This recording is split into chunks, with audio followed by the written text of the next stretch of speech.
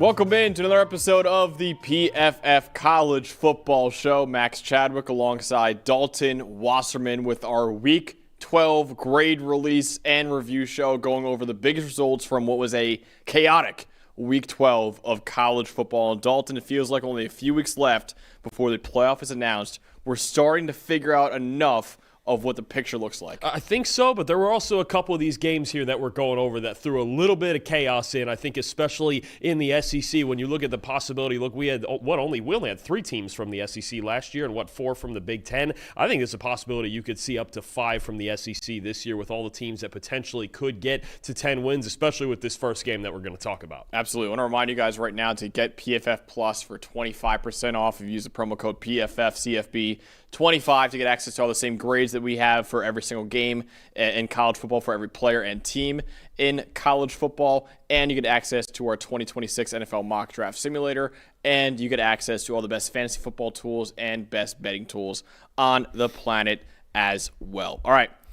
Dive into the first game today. That is number 11 Oklahoma beating number 4 Alabama once again for the second year in a row. Oklahoma takes down Alabama, this time by a 23-21 final score. Let's go over the highest graded player, starting off with the Oklahoma Sooners. Highest graded player, safety Reggie Powers III, 80.8 grade. Linebacker Kip Lewis, 78.7. Cornerback Eli Bowen, 75. Dominic Williams, the defensive tackle, 71.6. Taylor Wine, the edge rusher, 69.7. And John Mateer with a 64.8 grade in the win. Let's go over to Alabama with their highest grade players in the loss. Cornerback Red Morgan, 80.8. Tight end Josh Cuevas, 72.2. Offensive guard Cam Dewberry, 71.1. Jan Zapier, the edge rusher, 70.4. Daniel Hill, the running back, 69.3. And Ty Simpson with a 66.1 grade in the loss. Dalton, what told the story of this game? To me, there's a couple stories on the Alabama offensive side because that's basically where this entire game was played, right? But I think it was about Brent Venables testing Ty Simpson as he does to so many first-year starting quarterbacks. How about a 62.5% blitz rate on Ty Simpson? An outstanding game plan from Venables. Blitzes, simulated pressures, rotating coverages, forcing Simpson into mistakes, knowing where he would go with his hot reads. I think Brent Venables just once again came away victorious against a young quarterback. All 4 sacks for Oklahoma came when they were blitzing. Both Ty Simpson turnovers came when they were blitzing, plus another one that was called back due to a penalty in the secondary. I just thought when you look at this game and you look at what Ty Simpson had to deal with, especially with Alabama being as inconsistent running the football as they are, he sped up Simpson. When he was not blitzed, he had a time to throw over 3 seconds. When he was, time to throw 2.48 seconds. Now, you say, okay, Simpson was getting rid of the ball. He was beating it. Well, it also got more conservative. His average depth of target was 1.5 yards lower when he was blitzed. They were forcing him to get rid of the football. And when you look at how Simpson has played lately, that has been a problem. LSU blitzed him 43% of the time. When they did, he wasn't great. Over his last 5 games against the blitz, a 55.7 passing grade. This seems to be now a formula against Simpson that if you blitz him, yes, he's going to get rid of the football, but you can force him into mistakes if he's not perfect. And especially with Alabama's occasional inability to run the football and take the heat off of their quarterback, they're asking Simpson to do way too much. And I think Brent Venables was relying on that, was sending, again, over a 60% blitz rate. Yeah, it's kind of like last year in a different way, though, with Jalen Moreau. Last year, Jalen Moreau struggled with blitzes, but he held onto the football for too long. Ty Simpson gets rid of that football, but also makes mistakes with the football, too. So Alabama quarterbacks over the last few years, honestly, have both struggled with the blitzes in Jalen Moreau and Ty Simpson, just kind of in different ways, too. The story of this game for me was turnovers, honestly. Alabama held the football for over 34 minutes in this game, had almost 200 more yards than Oklahoma in this game. But the reason why Alabama lost this game is because they turned the ball over 3 times while Oklahoma had 0 turnovers in this one. Alabama drove down to the 23-yard line in the first quarter, but Ty Simpson threw a interception to Eli Bowen, who returned it for a touchdown, 87-yard touchdown, pick 6 for Eli Bowen. Later on in the game, Ryan Williams fumbled on a punt return, which gave the Sooners the ball on the 31-yard line, and Oklahoma scored a touchdown 2 plays after recovering that fumble. And then later on in the third quarter, Ty Simpson fumbled the ball once again, gave Oklahoma the ball on the 31-yard line, and Oklahoma got a field goal off of that too. So the turnovers plus Alabama's missed field goal in this game, that to me is why the Crimson Tide ultimately lost this game. No, agreed. I think Oklahoma played, it reminds me a bit of on Sundays when I watch the Pittsburgh Steelers, and it's, hey, when they get turnovers and they can rush the passer, they can win. Their defense can dominate enough to win these ball games. Their offense did enough, took advantage of the opportunities that they were given, didn't have to do a whole lot. What was it, only 217 total yards they won this game with, which you don't see very often, obviously. But look, a huge win for Oklahoma, and at this point, we have to sit here and ponder, are they going to be either the highest graded 2-loss team or the highest ranked 2-loss team coming out of these playoffs or this playoff ranking, or could they even move ahead of a 1-loss team like in Oregon or even an Ole Miss with the way they struggled with Florida? I don't think so. Probably top out there at number 9 then? I would definitely over Notre Dame. I don't think they should be over. I don't think they will be over Notre Dame, but they should be over Notre Dame. But I don't think they'll be ahead in the 1-loss teams. Either way, now at this point, it feels like with them already at number 11 coming into the game, and with this win at Alabama, a huge win, obviously. And here's a real question: do they end up ahead of Alabama in the rankings? They should. That's the part there. I don't think there's even a question. Head to head now is Alabama more on the bubble than Oklahoma is at this point with the head to head and the way things are. So Oklahoma, look. Home games against Missouri and LSU, probably going to be favored in both, although watch out for Missouri. You just had a Mott Hardy run for 300 yards yesterday. You always got to stop that guy. But Oklahoma now just put themselves on the inside track to the playoffs. I think it would be wild of the committee to rank Alabama ahead of Oklahoma after this past week. So you're probably insane. You could be looking then at Notre Dame 8, Oklahoma 9, Alabama 10? Probably. Somewhere in there? Yeah. We'll get to my top 25 later on in the show, my playoff rankings, I should say, later on in the show too. But I think it would be crazy. I think head-to-head has to matter. And obviously, Oklahoma just beat Alabama. So I think they will be above Alabama. Who impressed you the most, Dalton, though, from this game? Look, you look at the linebacker, Kip Lewis. He was all over the place in this game. 6 total stops, 4 pressures, including one that forced Simpson into the pick-6 from Eli Bowen early in the game. 2 sacks, only 1 catch allowed in coverage for 3 yards. He was just flying all over the place. Over his past 2 games, too, he's really gotten it done as a blitzer. 7 pressures and 4 sacks against Tennessee and against Alabama. Oklahoma just has more and more guys that step up every week in this defense. This week, once again, it was Kip Lewis at linebacker. Yeah, I'm going to shout out Eli Bowen. Made the biggest play of the game with that 87-yard pick-6, a 75 PFF grade in this one. Only 3 catches allowed on 7 targets as well. A 10.7 passer rating allowed by Eli Bowen. A perfect passer rating is a 158.3.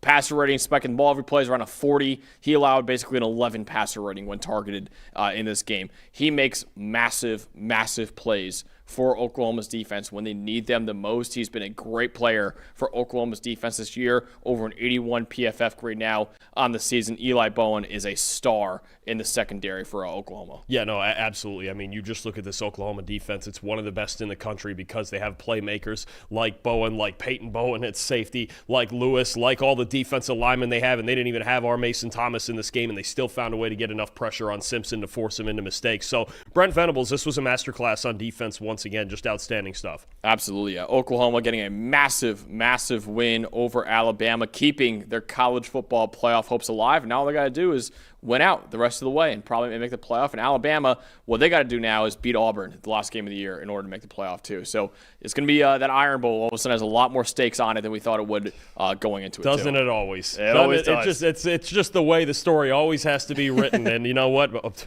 You think they're glad maybe they're not going to be facing Jackson Arnold? Wouldn't that be? I mean, it seems like Ashton Daniels has the rhythm right now. But man, oh man, could you imagine if there was some way that Arnold had to get on the field and they had to beat him? Yeah.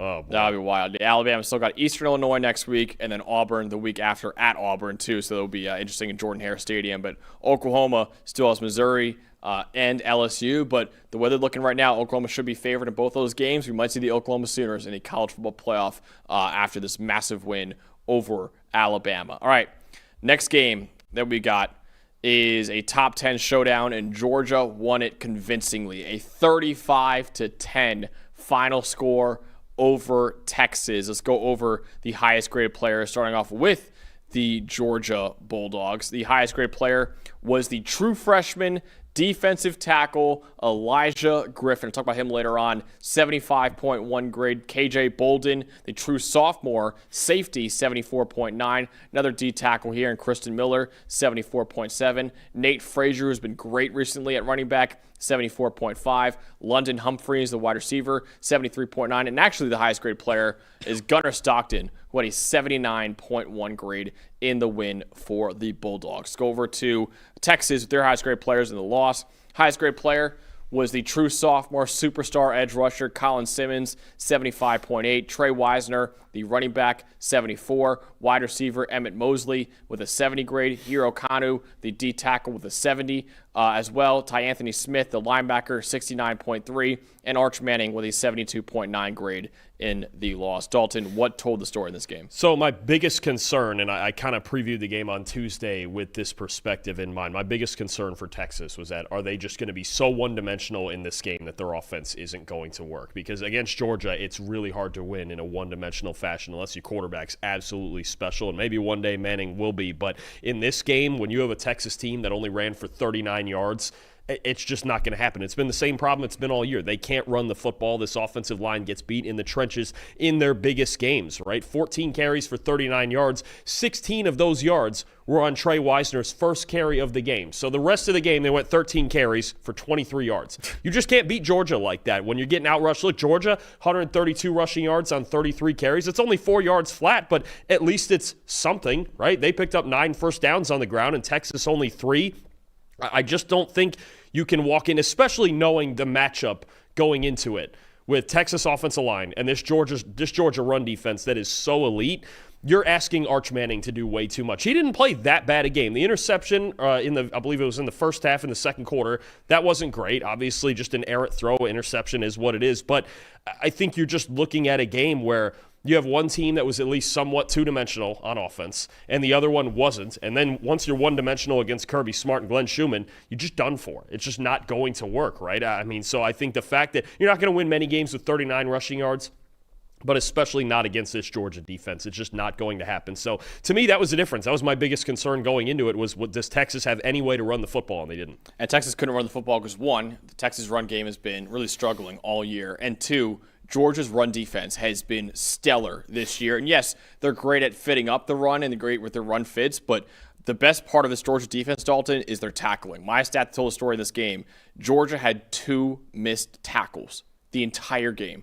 They lead the country right now with a 92.5 tackling grade this year. Just an absolute clinic by Kirby Smart's defense in this one. Texas broke 1 tackle on 14 rushing attempts. They had 39 yards total on the ground and only 1 broken tackle on 27 catches as well. For a Texas offense that, because of the offensive line, doesn't really push the ball downfield, so they rely a lot on yards after the catch from their receivers, they didn't get any in this game against Georgia because Georgia's defense, first of all, was so good at wrapping up one-on-one when they had the opportunity, and second of all, they swarmed to the football in this game as well. So 2 missed tackles total by Georgia in this one is just absolutely incredible work by Kirby Smart and Glenn Schumann's defense. I mean, they're just, if nothing else, they may have their flaws at times, and we've talked about their pass rush, and even at times their coverage has wavered, but they do the fundamental things well, right? They're always in the right gap, and they tackle, like you mentioned, they're the best tackling team in the country. That makes a big difference because how often in college football do you watch a game and go, God, these guys can't tackle. They can't neither team can tackle at all. There's 20 missed tackles on each side.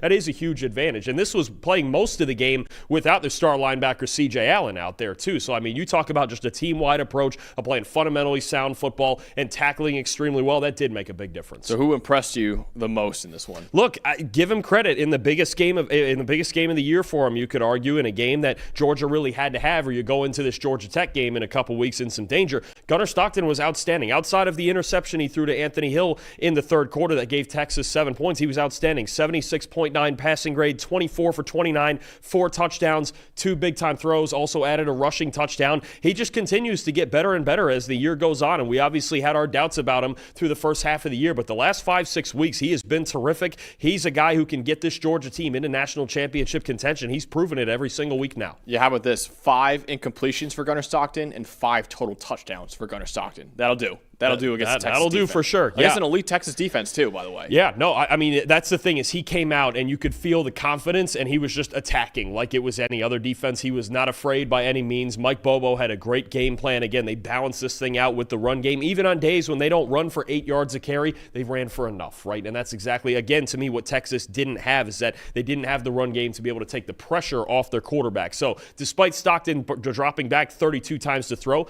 you never really felt like he was rattled for even a single play. You never felt like he didn't have that confidence that he couldn't beat this defense. He was terrific in this game outside of one bad throw. And I'll tell you what, I don't know if he's really in the running to win the Heisman Trophy right now, but we could see Gunnar Stockton in New York for the Heisman ceremony, the way he's looking right now, and the way he's leading this Georgia team to what should be at least the number 4 ranking. I should be the number 4 ranking in college football. My most impressive is going to be Elijah Griffin, the true freshman defensive tackle. This guy was the number 3 overall recruit coming out of high school behind Bryce Underwood, the quarterback at Michigan, and behind Keelan Russell, the quarterback at Alabama. So Elijah Griffin actually was the highest ranked non-quarterback coming out of high school this past recruiting class, and he showed why in this game. 5 pressures and a hit on 28 pass rushing snaps, a 17.9% pressure rate against Texas in this one. He's a really, really fluid athlete, around 6'4",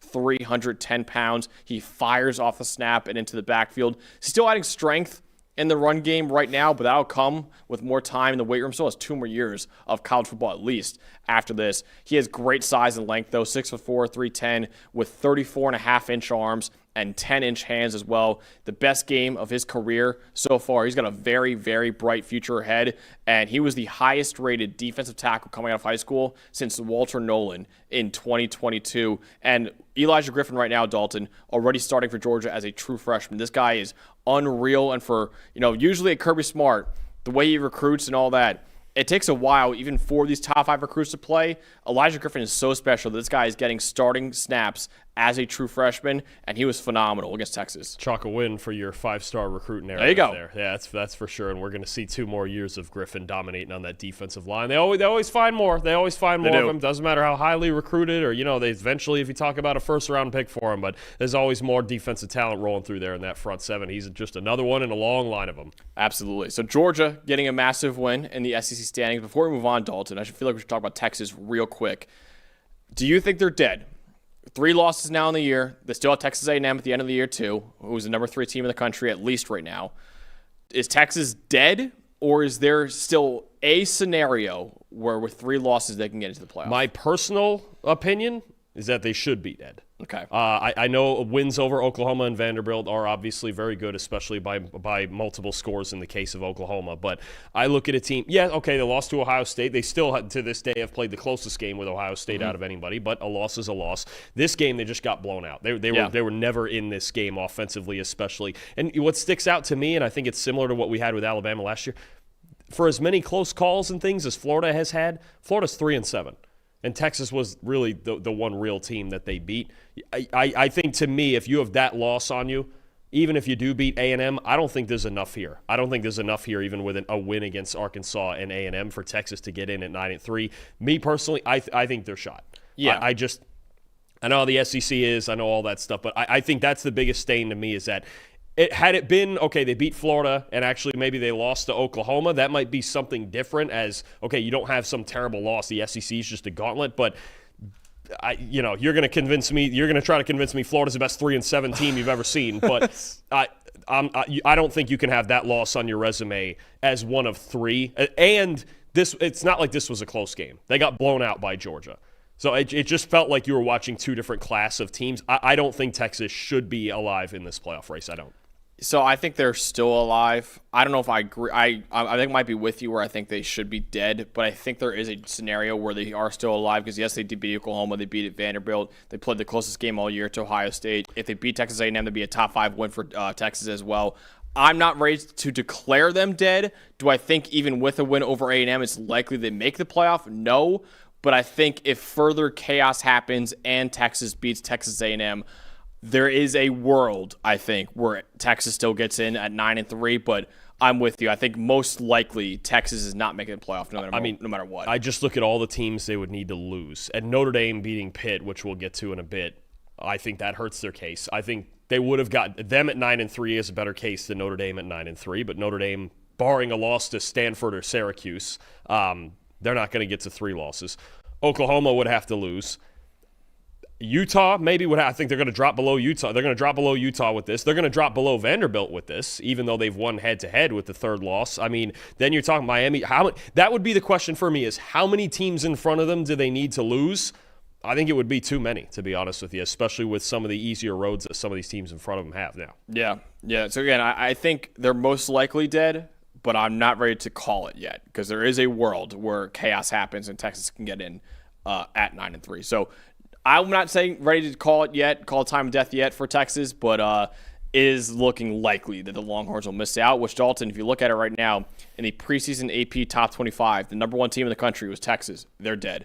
Penn State, or maybe dead. Penn State, absolutely dead. Clemson, number 4, absolutely dead as well. So 3 of the top 4 teams in the country might be dead for the playoff with 2 weeks left right now. I think at the end of the show, when you have your top 25 and your bracket up, I think what we have the discussion of is how many teams are locked in and then what's left, right? And then we get into some of those scenarios for most of these teams 2 weeks to go. Yep. So Texas suffering maybe a fatal blow to their playoff hopes with a 35-10 loss to Georgia. Georgia, with Alabama's loss as well, all of a sudden is a pretty good chance at maybe making it to the SEC title game later on this year. Let's get to another wild SEC game that we didn't even preview in our preview show, but it turned into maybe the best game of the entire day.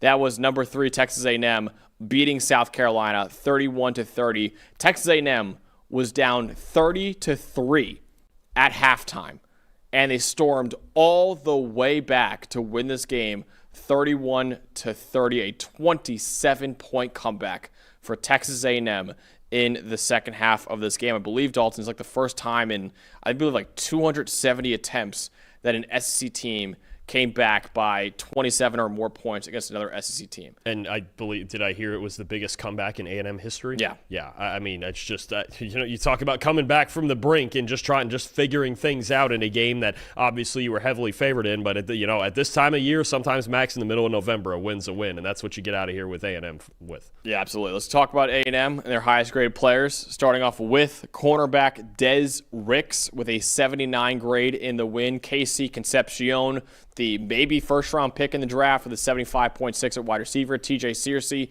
the edge rusher, 75. Trey Zune, the third, with a 74.1 at offensive tackle. Another edge rusher here in Deion Hayes, 72.6. And Marcel Reed, with maybe the worst first half you'll ever see and maybe the best second half you'll ever see, ends up overall with a 70 PFF grade. Pretty solid outing for him. For South Carolina, linebacker Fred Johnson, 73.3. Defensive tackle Gabriel Brownlow-Dindy with a 73 grade. Nick Harbor, 71.4.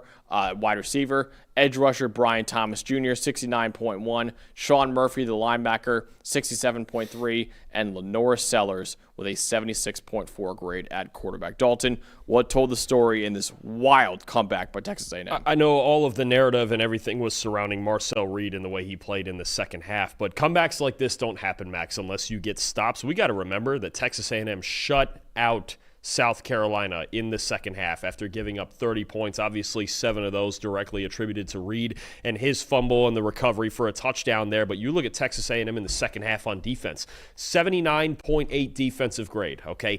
86.9 run defense grade in a game where they were down 30-3 at halftime, and all South Carolina should have to do is run the clock out, right? Only 76 yards allowed and 4 first downs allowed by Texas A&M and their defense in this game. Mike Elko had this team stepping up when they needed it most. You can't win games like this and have comebacks like this unless you get stops. And 70 of the 76 yards in the second half were accounted for on 4 plays. That means there was 22 other plays for South Carolina with a grand total of 6 yards gained. Think of that's how dominant Texas A&M was in the second half on defense. 3 punts forced, 2 fourth down stops, 4 sacks, and 2 of them at the very end of the game against Sellers that were huge as he just couldn't find anybody open. I think the A&M defense needs to be given credit. And I think a theme for Mike Elko that he's been trying to get this team to do all year, that he felt like they didn't do last year was, hey, we got to play all 60 minutes. We got to play all 60 minutes in all three phases of the game, and we've seen more and more games lately where they're doing that, or in this case, they're playing all the way to the very end. There's so many teams down 30-3, even in a game where they're heavily favored, that would go into the locker room and go, man, we blew it today. And Elko found a way to get him to play their best football in the last 30 minutes. That's not just Marcel Reed and not just the receivers. Their defense had to make stops. Pitching a shutout in the second half was just as big as the way Marcel Reed played in the second half. That was a tale of two halves for that defense, and it was absolutely a tale of two halves for Marcel Reed in this one. Marcel Reed, flat out, was horrible in the first half of this game. A 36 PFF grade for Marcel Reed in the first half. He was 6 for 19 with 2 interceptions in the first half, and also that fumble that South Carolina returned for a touchdown. 1 big-time throw in the first half, 5 turnover-worthy plays in the first half, too. He had like 2 picks, 2 throws that could have been picks as well in the first half that were dropped. A 19.7 passer rating. So Marcel Reed, flat out one of the worst first halves you'll ever see by a quarterback. But he came back out of the halftime, and he was absolutely phenomenal in the second half of this game and led the Aggies on a 27-point comeback, 91.6 PFF grade in the second half, 16 for 20 for 298 yards and 3 touchdowns, 2 big-time throws, 0 turnover-worthy plays, a perfect 158.3 passer rating in the second half after a 19.7 passer rating in the first half. Overall, his game was solid, and by no means should this game make Marcel Reed the Heisman Trophy favorite right now. But a massive, massive credit to him for having a horrible first half, going into the locker room, not sulking in the locker room, coming back in the second half, and not being afraid of the moment either. He played fearless in the second half and led Texas A&M on one of the best comebacks you'll see all year. So credit to him, man.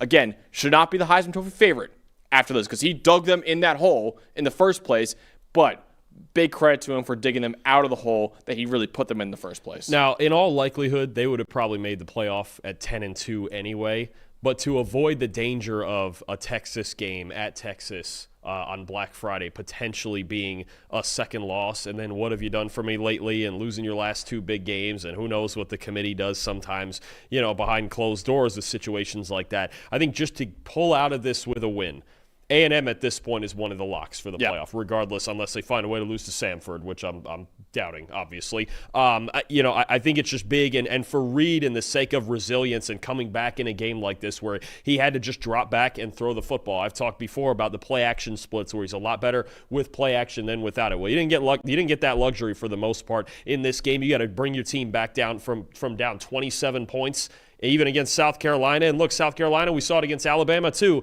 They fight you till the very end, that's for sure. And if you don't handle Lenora Sellers the correct way, they can find a way to beat you. But a big-time win for A&M, and at this point, basically a lock for sure for the playoff, whether they win the SEC or not. Definitely. Who do you want to shout out ultimately in this win for A&M? It's just these receivers also. I mean, you look at especially Casey Concepcion. Could he be doing any more for them transferring in from NC State than he possibly could have been expected? Just more unbelievable stuff from him in this game. 77.1 receiving grade, 7 catches, 158 yards, all 7 of those catches going for first downs, 3 explosive plays. Every single time they need a play made this season, it's Casey Concepcion. In other games, it's Mario Craver as well, but he clearly wasn't 100% in this game. You felt like KC was bearing the brunt of that load, as well as a couple other guys in the passing game, and Marcel Reed obviously having to make the throws. But I don't think you could have expected any more out of Concepcion this year than he's given him, and this was just another huge performance. Yeah, I want to shout out Des Ricks, the cornerback for Texas A&M in this one, too. A 78.1 coverage grade, 3 catches allowed on 9 targets, 2 forced incompletions, also a coverage stop, a 45.1 passer rating when targeted. He also had a tackle for loss in the run game, too. He was a former 5-star recruit coming out of high school, transferred to Texas A&M from Alabama, and he played like a former 5-star against South Carolina in this game. Yeah, no, absolutely. I think when you look at Ricks, when you look at the defense, and again, the way the entire defense stepped up, getting big sacks in the second half like they needed 4 sacks in the second half, I just think this A&M team, when they're really firing on all cylinders,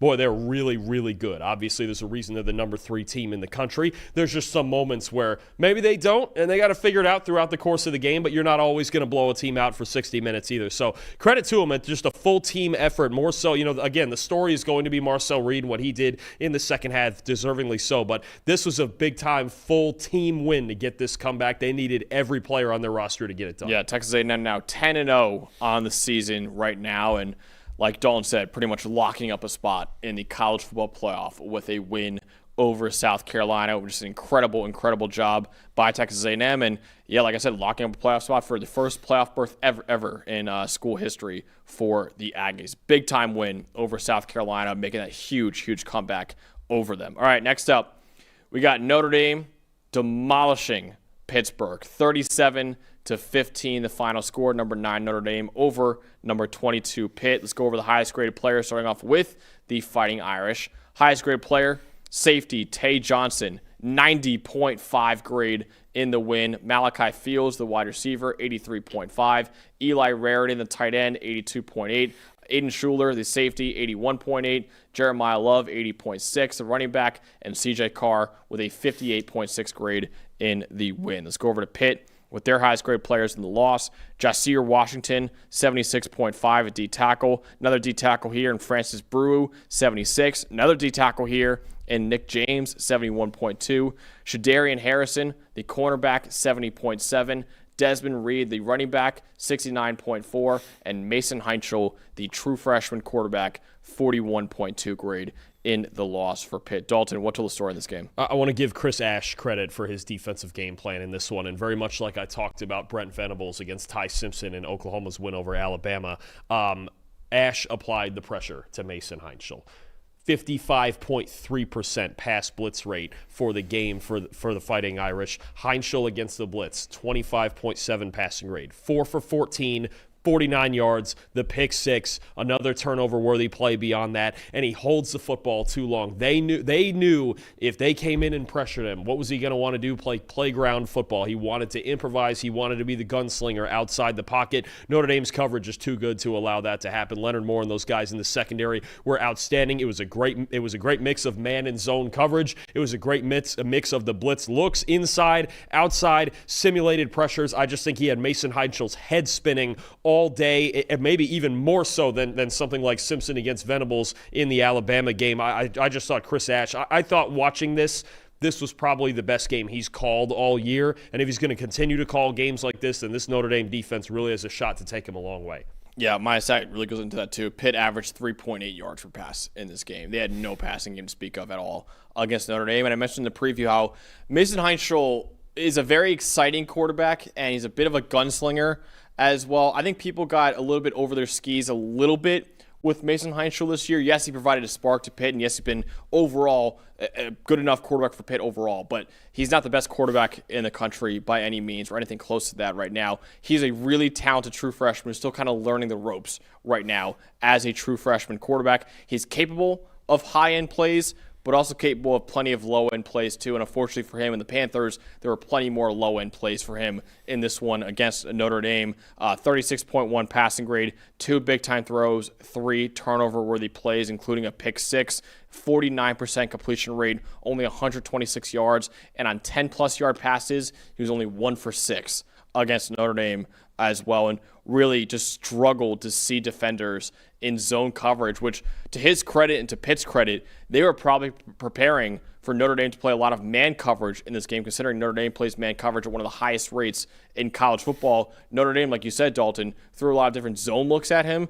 All 3 of his turnover-worthy plays came against zone coverage in this one, him just kind of missing defenders on the second and third levels of the defense. So, again, very talented, true freshman quarterback, but there's still a lot of room for growth for Mason Heinschel right now as the quarterback for Pitt. Look, and you know, Pat Narduzzi said it before the game this week. He said, look, this game in the grand scheme of things doesn't matter that much. They went out and they got beat by Notre Dame. Notre Dame looks like they're going to go to the playoff now, and Pitt got 2 huge games against Georgia Tech and Miami. Can you get yourself into the ACC title game, bounce back from this, and then have a couple of good games here against 2 really good football teams, arguably, you know, maybe the 2 best teams in the conference. So Pitt still has a shot here. This really, as far as they're standing for the ACC or anything like that, that. It does nothing to that, like Narduzzi was mentioning earlier in the week, but they still have to bounce back from a game where they got beat pretty darn soundly. Who impressed you the most in this win for Notre Dame? I mean, there's a lot of guys. We could always go with Jeremiah Love because he's great every week, right? I thought the tight end Eli Raritan was really good, but I like the way that Malachi Fields is stepping up outside as that X receiver. His 2 highest receiving totals of the year have come in the last 2 games.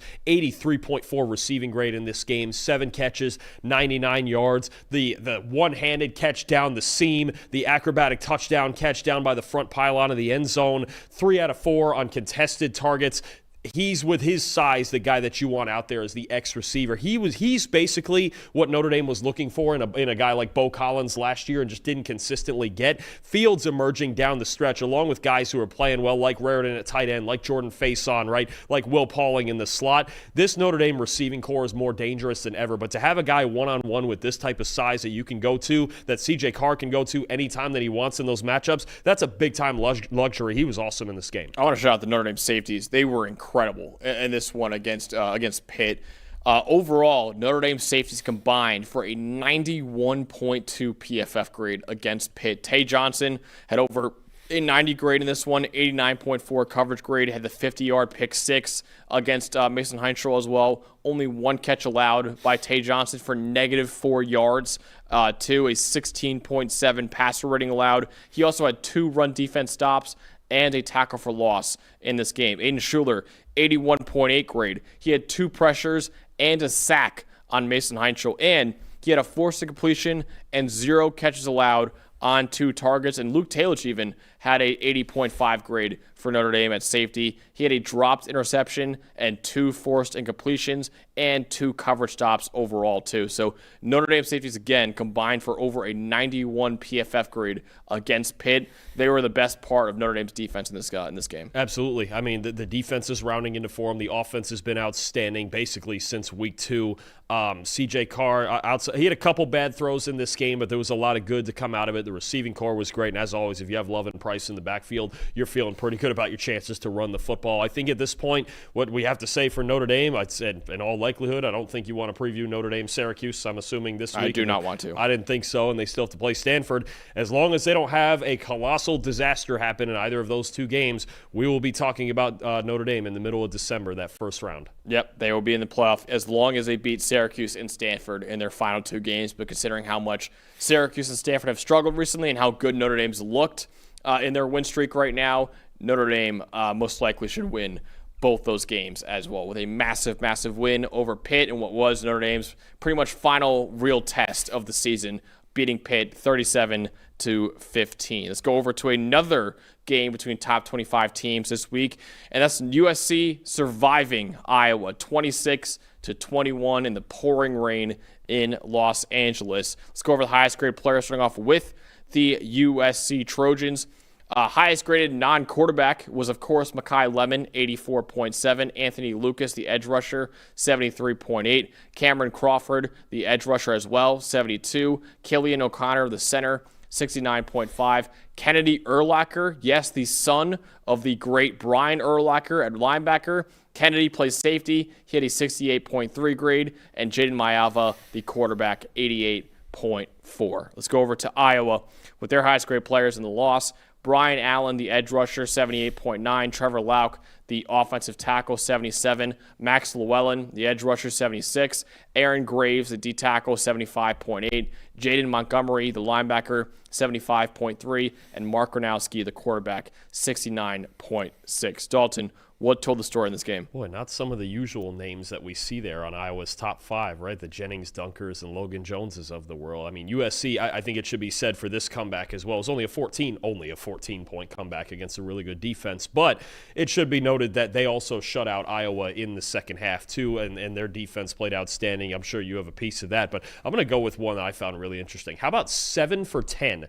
On contested targets, this USC receiving core? Obviously, those are supposed to be 50-50 balls, and even that's a good result. 7 for 10, and it just felt like every time we looked over at this game, Somebody was making a huge, tight window, contested catch that was putting them in position to score. Mekhi Lemon had 4 of them for 99 yards, set up a field goal late in the second quarter, set up a field goal early in the third quarter, 2 on the next drive after that to set up a touchdown, actually including his touchdown, I should say. Jacoby Lane with a couple of big ones. Lake McCree with a big 3rd and 1 contested catch on the sideline to set them up for the winning touchdown. Here's a fun stat for you, Max. This year, USC has a 91.8 receiving grade on contested targets. That's the best in the country. Better than Ohio State, better than Indiana, better than anybody. This team, I think at the end of the day, Lincoln Riley went into the half and said to Jaden Maiava, just give these guys a shot, man. We are not going to find guys wide open against this defense. That's not how this Iowa defense works. It was tight coverage, still good coverage in a lot of these cases, but Mekhi Lemon's obviously a special football player. Jacoby Lane, with the huge frame that he has, is big time as well in those situations. I just think at the end of the day, Lincoln Riley told his team, hey, we got to win with our best players. We are not going to beat this team with scheme. We're not going to out-tough them. They didn't run the football particularly well on the ground, and obviously just a tough defense to get anything on. But the fact that this receiving unit made the plays that they did in contested situations, all of them were involved in, all of those contested catches were involved in setting up scoring drives. That's big time right there for me. You just have your best players making plays when it matters and most. And 4 of those 7 were made by Mekhi Lemon, yep, who is just an incredible player. Talk about him in just a second, too. But, yeah, USC in the second half of this game was awesome. They went into the half down 11 points. Dalton, we were in the office watching this game, and we're like, man, they're in trouble because it was pouring rain in Los Angeles. Usually those conditions are not conducive for passing games to succeed. So if you're down by 11 points against that Iowa defense, even with Jaden Maiava, even with Mekhi Lemon and Jacoby Lane, it's still going to be tough for you to win in those conditions against that defense, and they did just that in the second half with their passing game. They came out of this halftime and outscored Iowa 16-0 in the second half to win this game and keep their playoff hopes alive. They only allowed 25 passing yards total from Iowa in the second half. Iowa negative .893 EPA per pass, 3.1 yards per pass in the second half with an interception. So the conditions really affected Iowa in the second half. Did not affect USC, though, because USC had 158 passing yards in the second half, 10.5 yards per pass for Jaden Maiava, and .458 EPA per pass. USC found a way to throw the ball through the rain and against that defense, while Iowa just could not figure it out in the second half of that game. No, absolutely. And I mean, credit to them when it came down to the time when they got a lead early in the fourth quarter and it was time to shut down Iowa. You're talking about Iowa's last 3 drives, 3 and out. Last 2 drives, 3 and out, turnover on downs to end it. I think USC's defense, again, deserves a lot of credit because that's the unit we usually criticize the most, right, with this Lincoln Riley-led team, is that their defense doesn't get stops when they need to. They got them when they needed to in this game, shut them out in the second half, allowed the offense the space to make this comeback, and now you set up what really could not be a bigger game for USC, especially against Oregon. And I think a conversation needs to be had. If they were to go up to Oregon and win, would they just straight up take Oregon's playoff spot out of their hands? I mean, that would be really something there if that's what you got. I mean, the stakes could not be higher in that game because I think Oregon at that point would lock it in with a win, and USC, they would still have to beat UCLA after that. But boy, oh boy, what an opportunity they've given themselves. Yeah, if they beat Oregon, they should absolutely be ranked above Oregon.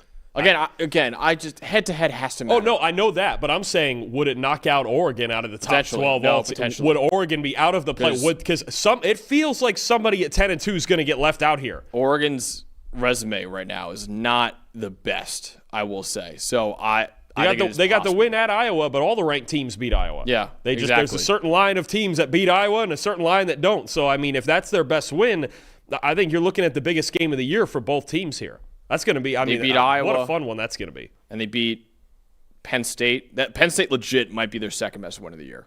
And after that, it's like Northwestern, Minnesota 6-4. They beat Minnesota. Right. They got Washington at the end of the year, who's 7-3 right now. So that could be a solid win. Yeah. I think Oregon, if they lose to USC, Oregon's in trouble. You'd be putting it on thin ice. A lot of trouble if they lose. So, yeah, I think Oregon, that's a must-win game for Oregon. As crazy as that sounds for Oregon, with only 1 loss in the year right now, that might be a must-win game for Oregon. It's absolutely a must-win game for USC.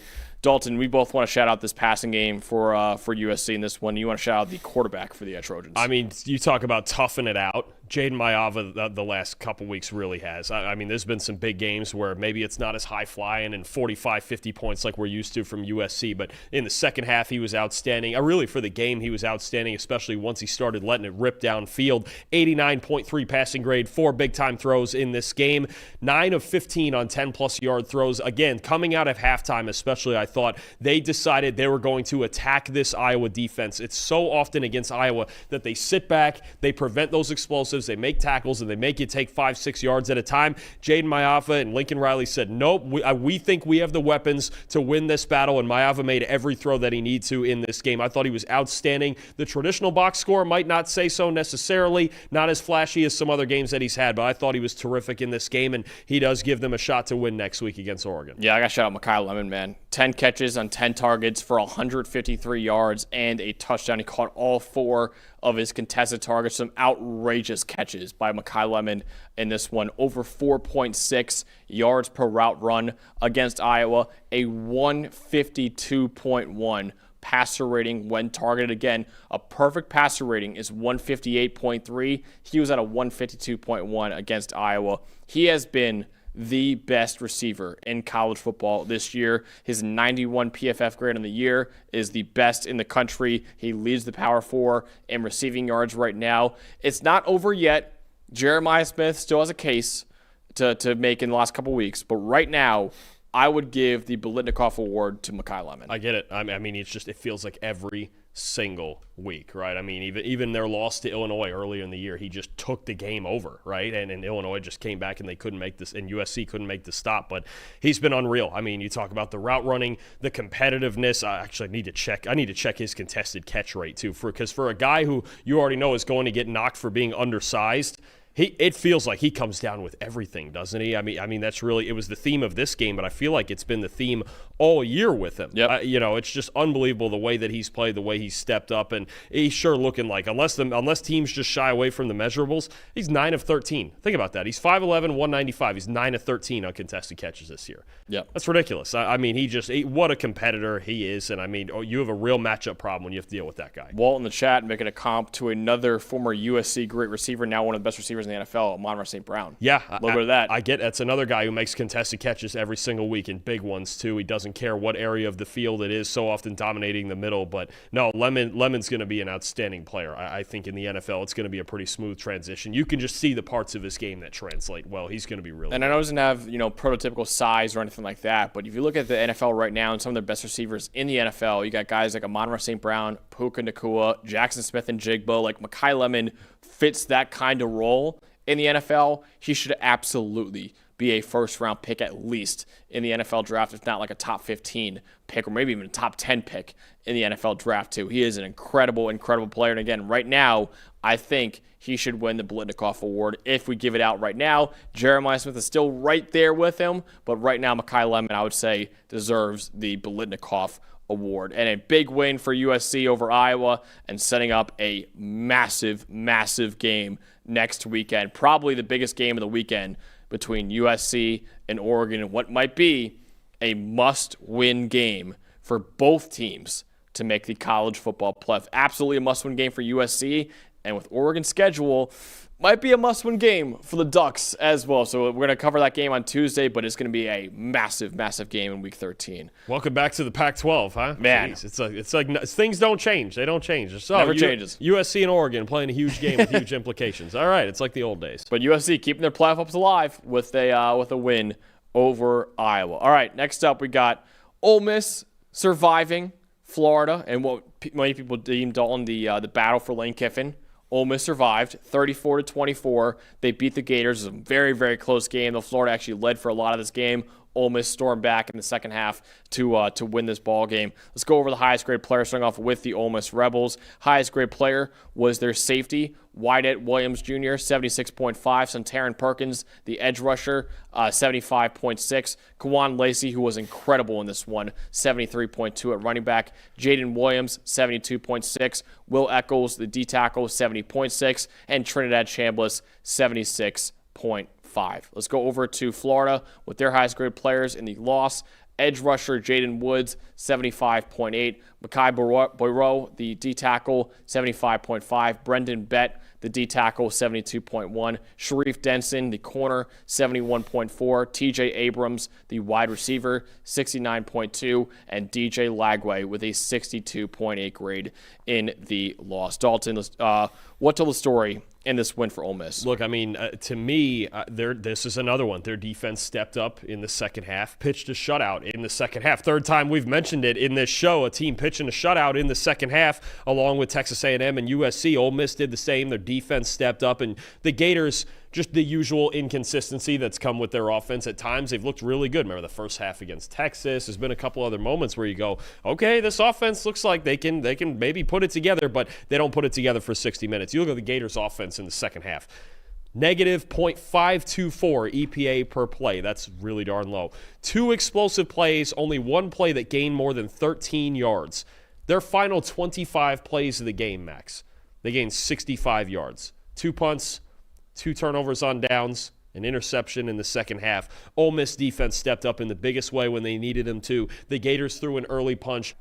Eventually, the Gators, with their inconsistency, especially DJ Lagway's inconsistency, they could not find any answers. And I think just a really good team effort from Ole Miss defense. I don't think there was one individual guy that really took the game over. I thought Pete Golding called a really good game when you talk about the second half. And basically, he did exactly what you should do against DJ Lagway. Hey, just sit back, make him throw it underneath.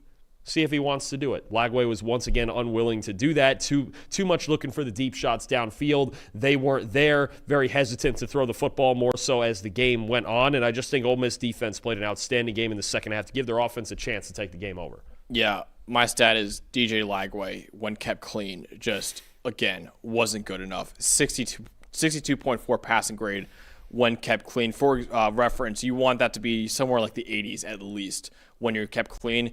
62.4 was what he had in this one. He was kept clean on 25 of his 35 dropbacks. Once again, this Florida offensive line is one of the best in the country at pass protection, but DJ Lagway cannot take advantage of those clean pockets right now. A 57% adjusted completion rate from a clean pocket, 1 touchdown and 1 pick from a clean pocket as well. They have the supporting cast to be the elite offense that we thought they could be preseason with the receivers. Jaden Baugh is a great running back they've got and a great offensive line too. But what's holding back this Florida offense right now is that DJ Lagway has struggled so much in situations where he should be thriving.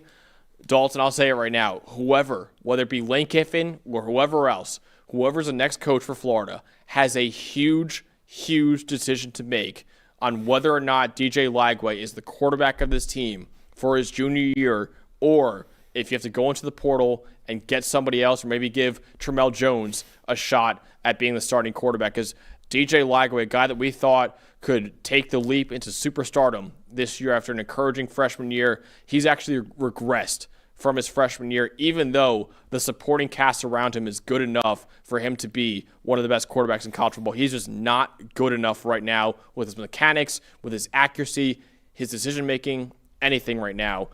He's got to get a lot better, man. And I'm starting to wonder whether or not he's even the quarterback for Florida next year. I agree. Talent does not matter without fundamentals. He was the #1 quarterback in the country. He's got a hose for an arm. He has the ability to make any throw on the field, and he's also a pretty good athlete who can get out of the pocket and move. But it just feels like, you mentioned it, his footwork has always been the big problem. And this game, he's just hesitant. He's hesitant. I don't think he sees the field all that well, and when he's forced to throw underneath, he just doesn't get it done with his accuracy or his timing. And the pick he had too, where he was rolling out to his left, and he just does like a little sidearm, and it tips off a defender, and it gets picked off. They were driving down the field to build their lead even further, and just like, dude, what are we doing? And that's a moment where you have a guy trying to do too much. Yeah, absolutely. And Taron Perkins with a great play to tip the ball and then force the interception. So, I mean, you just have a guy who's, I think the development for 2 years has just not been where it needs to be, and it's a big reason why Florida's, they're 3-7 now, and they fired their coach. Now, to be fair to DJ Lagway, I don't think the infrastructure coaching-wise has been great for him. So maybe,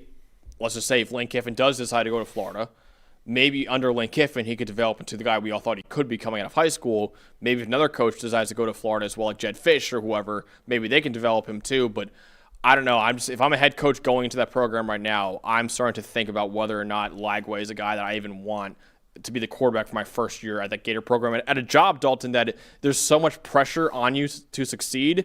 And with all that pressure on you in year one, do you want Lagway to be your guy at quarterback? Well, the two questions, as always, are just who are they going to hire? Yeah. And what is the roster turnover going to look like? Right? Yeah. We get this especially with new coaching staffs more than ever with these teams is how much of the current roster do they get rid of almost just to do it, almost just to get their own guys in there and guys that they want to fit the culture of what the program is. So, credit to Ole Miss here and their defense as well. I thought in the second half especially they made a lot of great adjustments to really contain Lagway and a really good group of receivers after stumbling a bit in the first half, 3 straight touchdown drives for Florida. Ole Miss defense was really good in this game. Who do you want to shout out in this win for Ole Miss? Same guy I've been shouting out all year, and I know obviously your guy that you have took this game over and deservingly so as the star of the game, but I think the resilience here in this game from Trinidad Chambliss was awesome to see. It threw a really bad interception early on, but bounced back from every mistake that he made. He spiked the throw later in the second half on 4th and 2 down at the goal line. That would have been an easy touchdown, but he just kept punching back, and then when it was time to just understand the assignment and go, hey, we're going to hand the ball off to Kewan Lacey, then so be it. We're good. But Chambliss, 77 passing grade, 300 more passing yards, a touchdown, yes, the interception. Also, I want to make note of he's a top 15 deep passer in the country, but he really had to adjust downward a little bit. An 85 intermediate passing grade in this game. Outstanding stuff working the middle of the field. And I just, watching this game in the second half, it's just the thought came to my head. Do you remember when this was supposedly a controversy? Remember those, yeah. You remember those days when it was supposedly a controversy that it was, should Chambliss stay in there another week? Kiffin's not naming a starter. It's a game-time decision. We still had Austin Simmons playing snaps against Oklahoma. Remember when this was some big controversy? Yeah. And the whole time we were like, this should not be. Look at the way this guy's playing. I think the fact that Chambliss just – when you watch him now and you watch him bounce back, I think that's because he got off to the hot start, right? And anybody can get off to a hot start, but what do you do when teams start to punch back? What do you do when you get shut down in the fourth quarter against Georgia for your only loss of the year? What do you do in this game when you make a big mistake in the first half that puts you behind, right?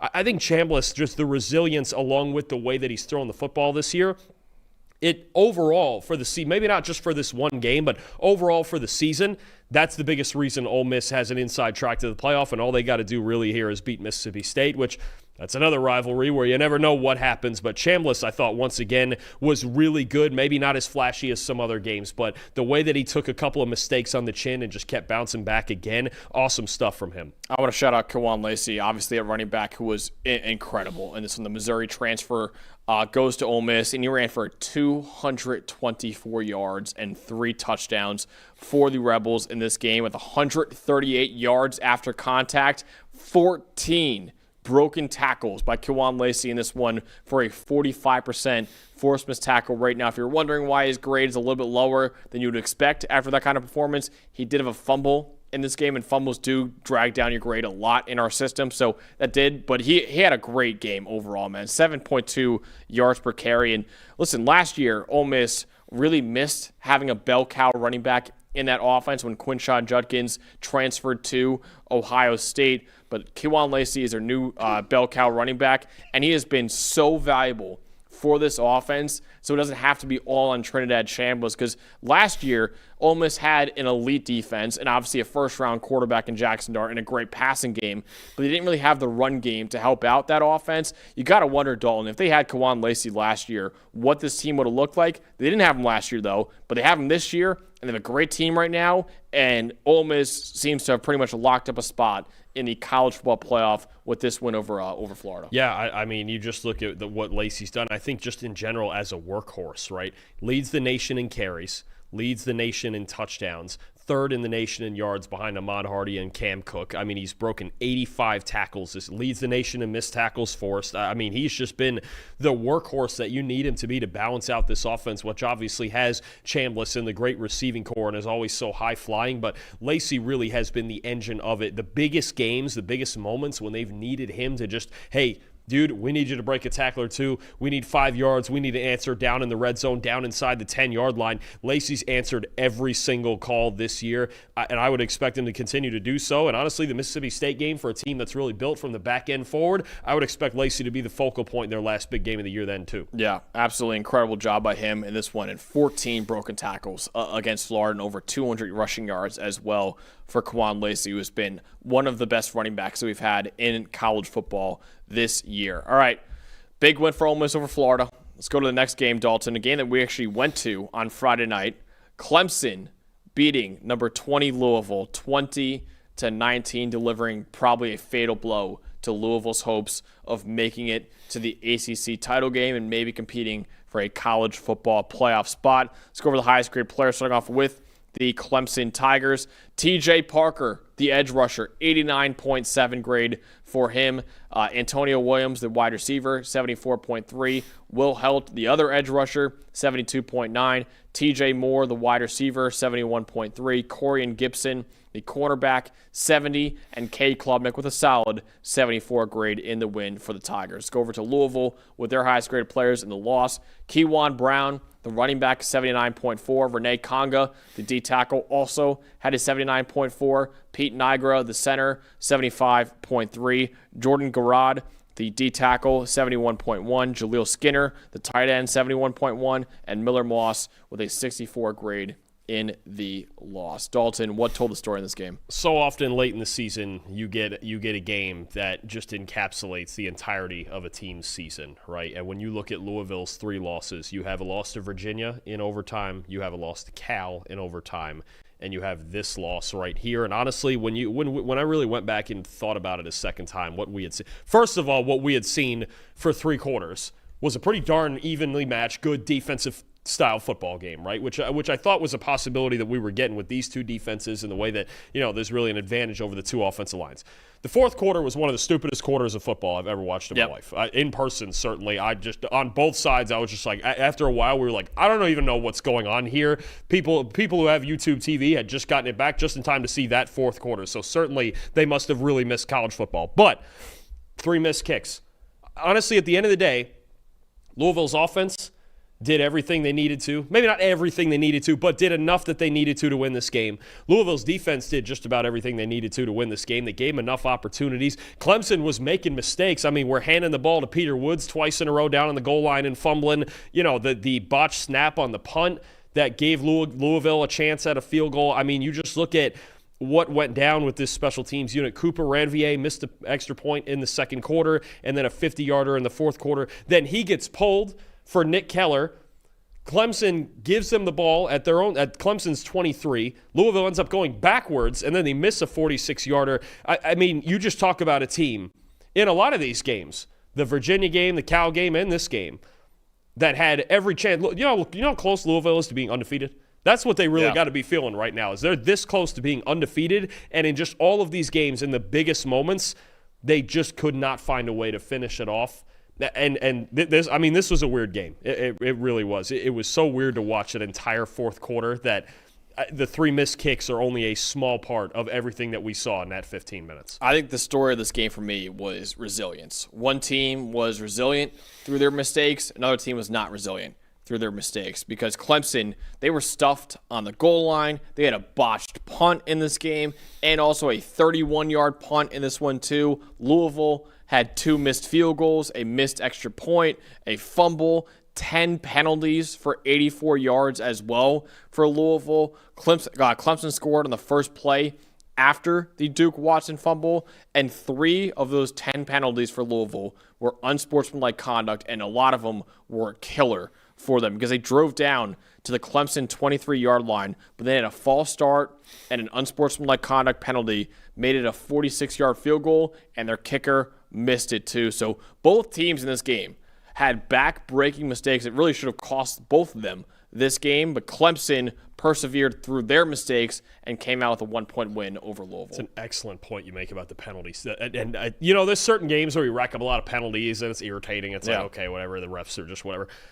This one, it was like huge back-breaking penalties in the worst moments at all times for Louisville. You mentioned the false start even, right after Clemson hands you the game, basically. Yeah. False start, then an unsportsmanlike, then you're trying to scratch and claw your way back, then you get the play to put you back in range, at least in decent field goal range, 46 from the right hash, and a second kicker comes in and misses that. I mean, there's too many times with this Louisville team, and it's funny because win or loss, all of their games have been like this.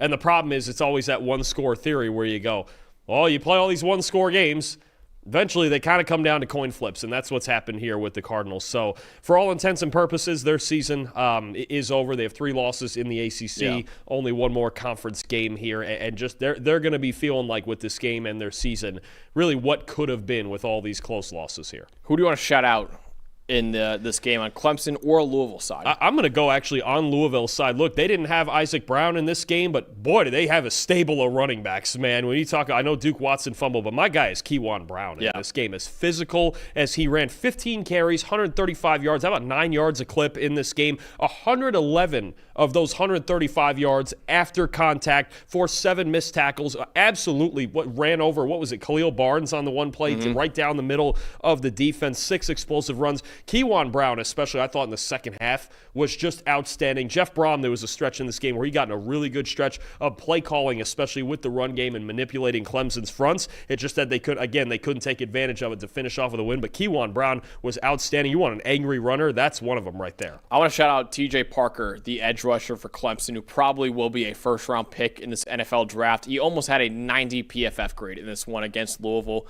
82.3 pass rush grade, 2 quarterback hits and 4 pressures on only 21 pass rushing snaps. He also had a 78.1 run defense grade. He's a great pass rusher and a great run defender. He's been this way his entire 3-year career at Clemson.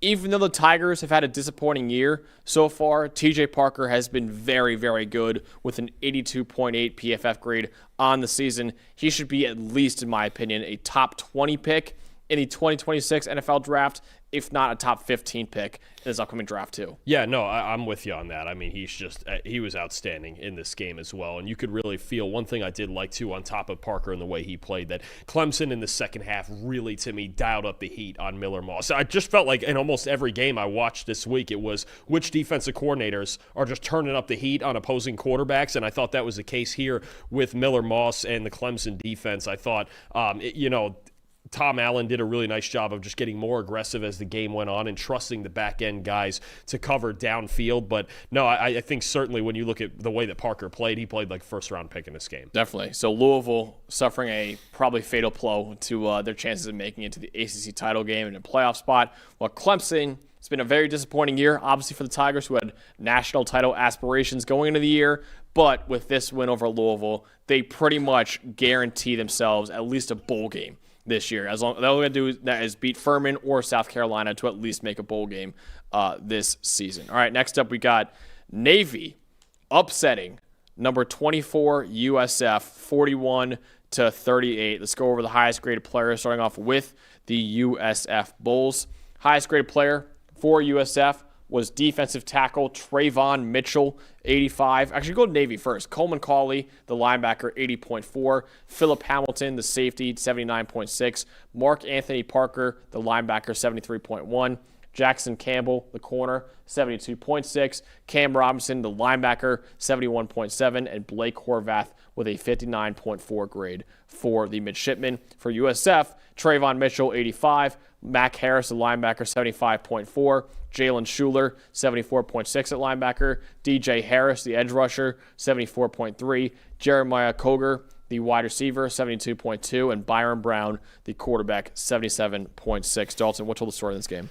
So there's 2 elements. There's 2 things that happened in this game. Number 1, USF's defense just was not up to the task. You're going to get into that side of it. Number 2, I'm going to throw you a stat. Navy, 87.4 run defense grade. Now, on the surface, that might sound a little funny because USF did run for 205 yards in this game, but I'm going to tell you why we have an 87.4 run defense grade for Navy and why that's so important. USF's run game, for as explosive as they are, is really the engine of their offense with all the backs that they have, with obviously Byron Brown as the option threat and the scrambling threat that he is. But Navy only allowed 3 explosive runs in this game. Outside of Byron Brown's 60-yard touchdown in the fourth quarter, they only allowed 4.2 yards per carry, which is really darn good against this USF rushing attack that can be so explosive at times. And when you look at USF's team and the lack of balance that they had to ask Byron Brown to basically single-handedly win this game. Players not named Byron Brown, Max, had 19 carries for 64 yards. Not good enough, and only 1 missed tackle forced. Navy's run defense in the traditional sense when, outside of Byron Brown making a couple of plays, was really, really good. And I thought the fact that, as we say with Navy, or a team that's so run-heavy a lot, they get ahead early, you have a problem. They stopped the run. They got their running game established early. They got out ahead. USF was playing catch-up the whole game, and because Navy's run defense was so good, they put the game in Byram's hands. Was Brown really good in the fourth quarter? Yes, but the first 3 quarters of this game, I actually thought USF's offense was really out of sorts because they couldn't run the football consistently. My stat is pretty crazy. Navy averaged 4.9 rushing yards before contact in this game. If you're allowing about 5 yards before contact, before you even touch the ball carrier, you're never going to win a ball game, especially against a team like Navy. Navy just completely confused USF's defense in this one with their complex run schemes. And I mentioned before how they run basically every run scheme in the book in their offense, and they really confused USF's defense in this one. They had USF's head spinning in this game. Navy had 347 rushing yards and 4 rushing touchdowns with 256 rushing yards before contact. In this one, Alex Texa and Braxton Woodson, the backup quarterback even, had over 100 yards on the ground in this game. USF's run defense, they only missed 8 tackles on 52 carries. So pretty good job tackling ball carriers in this one when they did contact them. But the problem was, and Navy had like a 50 run defense, a run blocking grade too in this game. The problem was USF had no idea who had the ball in this one, and ultimately that's why Navy was able to run wild on this USF defense. No, absolutely. I mean, I think you just look at all the misdirection and all of the ways that in this offense that you can flank an opposing defense. So you look at the toss sweeps working, the option game obviously working, just all the misdirection and everything they had going for Navy here. I think it's just Todd Orlando just didn't quite have his defense ready enough to play against this team, and Navy could get to basically anything they wanted to. And honestly, even in the pass game, I want to shout out as my most impressive. Give me both quarterbacks that played for Navy in this game as well. Blake Horvath, 73.8 passing grade, 8 of 15, 147 yards, the big-time throw to Eli Heidenreich that set up a touchdown, and credit to the backup, Braxton Woodson, who came in late in this game. Horvath left the game twice, cramping up, maybe calf or hamstring, something like that. Braxton Woodson really made some key plays late in this game, too. How about 9 carries for 103 yards and 2 touchdowns for Woodson, and a big throw to Eli Heidenreich on a corner route that set up the touchdown there that Woodson scored on the next play, and then the big 64-yard touchdown that ended up just putting the game out of reach. I just want to credit both quarterbacks for, look, this is not always the easiest offense to run for a quarterback. You're getting hit a lot, you're running a lot, you don't get to throw too much, but when you do, you take advantage of those opportunities, you make explosive plays. Both quarterbacks played a huge part in this game. Woodson's got some past experience before, even in a starting role. He started last week against Notre Dame with Horvath out, but both guys came through in the clutch big time in this game. Yeah, big win for Navy. I want to shout out Coleman Cawley, the linebacker in this one, a 90.9 run defense grade, 5 run defense stops for Coleman Cawley and 2 tackles for loss and only 23 run defense snaps. He also had a pressure and a pass rush win on 7 snaps and a coverage stop in this one too. So a career day for the junior linebacker for Navy, Coleman Cawley, in this upset win for the midshipmen. So, I want to just shout out here the implications of the American title race and the playoff race here for a bit, because the American, from what I understand, the tiebreakers, unless there's like all round robin head-to-head and things like that, the tiebreakers, if there was a 3 or even a 4-way tie, because East Carolina got a big win over Memphis yesterday too, that basically now you have 4 teams with 1 loss in this conference, okay? If you get more than a 2-way tie and there's no just clean head-to-head thing, which there's not going to be if there's more than 2 teams here, my understanding is that it comes down to CFP rankings. And the back end of this CFP ranking is going to be just as interesting as the top 12, because look at this, Max. You've got number 20 Louisville lost, they could drop out. 21 Iowa lost, they're probably dropping out. 22 Pitt lost big time, they're going to drop. USF lost, they're dropping. Cincinnati lost, you got 5 of the last 6 spots that could be open. Does that go to any combination to me of North Texas with 1 loss, Tulane with 2 losses, James Madison from the Sun Belt, Navy getting this win? What is the order then? Somebody out of that group is going to get ranked. How many and how high? Going all the way up to possibly number 20. Could that be? My guess right now would be in the American, if the CFP is going to be what decides it, that you're still, if everybody wins out, which is entirely possible, none of these teams are playing each other, that you would still get some combination of Tulane and North Texas, especially since North Texas beat Navy. But we have got a wild last 2 weeks in this conference to deal with, and any of these scenarios could play out, especially if you get one team that gets upset. Also, Navy has the toughest game, I would say, of the bunch, having still to go to Memphis on Thanksgiving night, too. I think so my top 25, just for anyone who doesn't know, which will come out on PFF.com tomorrow, I have James Madison as the highest ranked team in the group of 5 right now.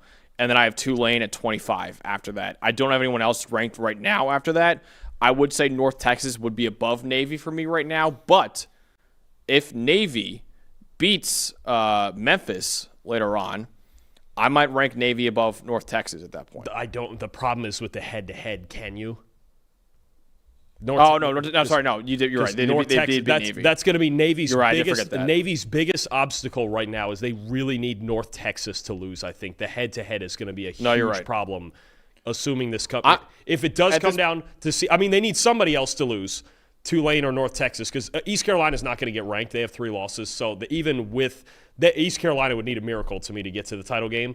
But I think that's going to be the Navy's biggest holdup here is the lost head-to-head. No, good call there. The one thing I'll say, though, right now, I think James Madison is currently the favorite to represent the Group of 5. Now, maybe if North Texas beats Tulane or Tulane beats North Texas, maybe I'll change my mind on that, and maybe they'll jump James Madison for that. But it depends on how the end of the year goes. But right now, I put James Madison in the playoffs. So it might not ultimately matter at the very end who wins the American, but it is a very interesting race right now, considering how wide open that conference still is and the implications that the playoff rankings have on that conference as well. So Navy getting a big win over USF, 41-38. Final game in this review, Arizona beating number 25 Cincinnati, 30-24. Let's go over the highest grade players real quick with the Arizona Wildcats.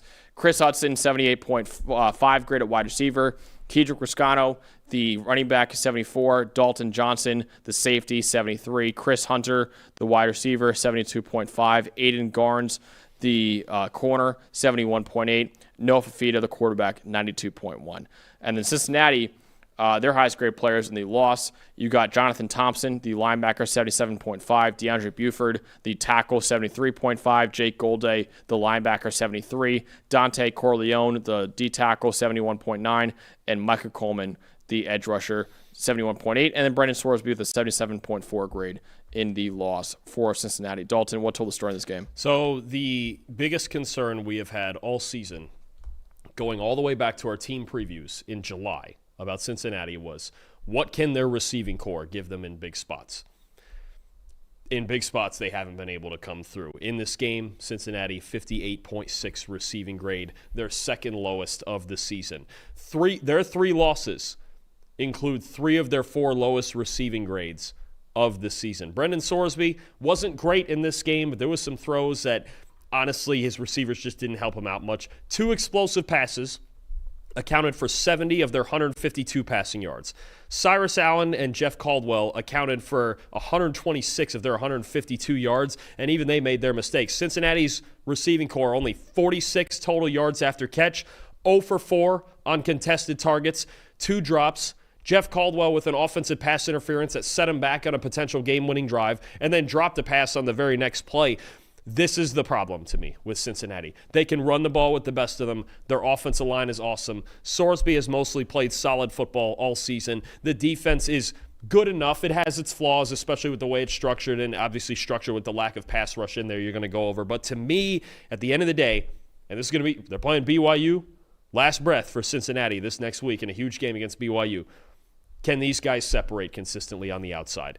You got nothing out of Joe Royer, the tight end, in this game. I think, again, that's in part because Arizona plays a good amount of man coverage like we talked about in the preview. But I think that's just the problem for me is what the undoing of this Cincinnati team. Are they slightly better than last year? Sure. But to me, it was their undoing last year, and it's continuing to be that this year. It's just a lack of any sort of consistent dynamic play from their receiving core. That's wide receivers and tight ends. Yeah, I want to shout out the quarterbacks from a clean pocket in this one, and my most impressive all-in-one right here, Noah Fifita, because both quarterbacks had plenty of clean pockets to work from in this game. Brendan Sorsby had clean pockets 77% of the time. Noah Fifita had clean pockets 78% of the time in this one. The difference was Noah Fifita was phenomenal from those clean pockets, while Sorsby wasn't as good. Fifita, 93.1 passing grade when kept clean, 5 big-time throws, 0 turnover-worthy plays. He had 268 yards, 1 touchdown, and no picks from a clean pocket, and an 82% adjusted completion rate. Brendan Sorsby, meanwhile, 67.8 passing grade from a clean pocket, 2 big-time throws, 1 turnover-worthy play, only 109 passing yards, 1 touchdown, and 1 pick from a clean pocket, and only a 64% adjusted completion rate when kept clean. As said in the preview, Noah Fifita has been one of the best quarterbacks in the Big 12 this year, and 2 areas where he thrives are from a clean pocket and against zone coverage. And considering Cincinnati's pass rush has been horrendous this year, and they play zone coverage at a very, very high rate, it's why I picked Arizona to upset Cincinnati in this game, because I thought this would be a great matchup for Fifita and that passing game for Arizona, and it absolutely was. Fifita was phenomenal in this win over Cincinnati. It's the danger of this 3-3 stack defense where you're so often sending a 3-man pass rush and dropping 8 is that, honestly, you almost don't even get to find out if you have good pass rushers because you're not sending any, right? And that's the real issue. And Fifita, look, he struggled in a game earlier this year against the same defense in Iowa State through a couple interceptions. He was letting it rip in this game. An average depth of target over 11 yards. And look, that is the 5th time this year he's had an average depth of target over. He's letting it rip this year. I mean, no question. 5 big-time throws, 3 of them coming off of play action. Fifita was outstanding. He was the best player on the field in this game. Chris Hudson also commendable on the outside with his work at wide receiver. I mean, you just look at this team, and you're right. To me, it's the number one problem with this defense that I see. It happened last year, too. Remember when Cincinnati played Colorado and they had to play Shedeur Sanders, and it was just like, the way structurally you can't touch him. Yeah, you're in these 3-man fronts. I mean, you're giving him all day in the world to throw.